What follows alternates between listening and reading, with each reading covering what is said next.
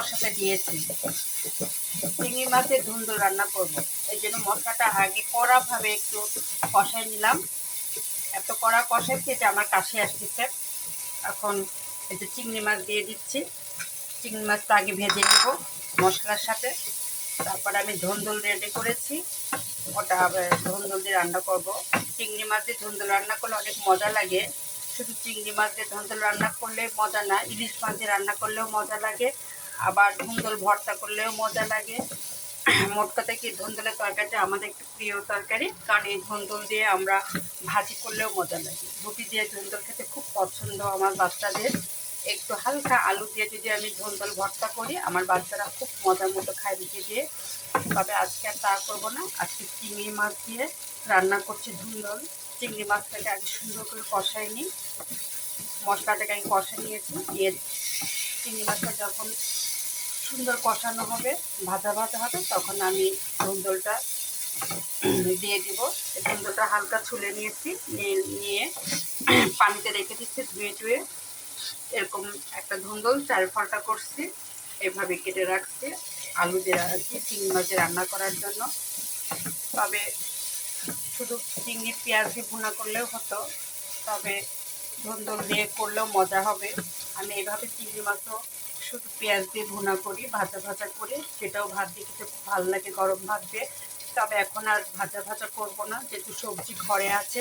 সবজি ঘরে না থাকলে আমি চিংড়ি মাছটা এভাবে পেঁয়াজ দিয়ে ভেজে তুলে রাখতাম। পেঁয়াজ আছে, রসুন আছে, আদা আছে, মাছের যা যা দেয় সব মশলাই আছে।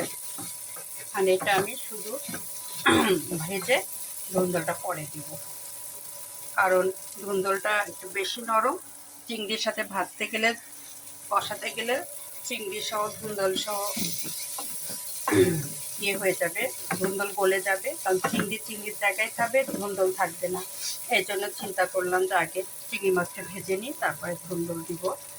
আর এটা আমার সাহেবের পছন্দ, সে চিংড়ি দিয়ে ধুন্দুল রান্না করতে বলেছে। ছেলেও খাবে, কোনো সমস্যা হবে না, যেহেতু চিংড়ি মাছ প্রতিটা বাচ্চারই পছন্দ। এই জন্য চিংড়ি দিয়ে ধুন্দুল রান্না করতে চাচ্ছি। আমার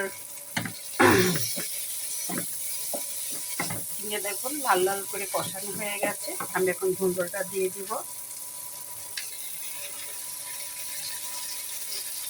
পানিতে ভিজিয়ে রাখলাম, যে একটু নরম হয়ে গেছে। তারপরও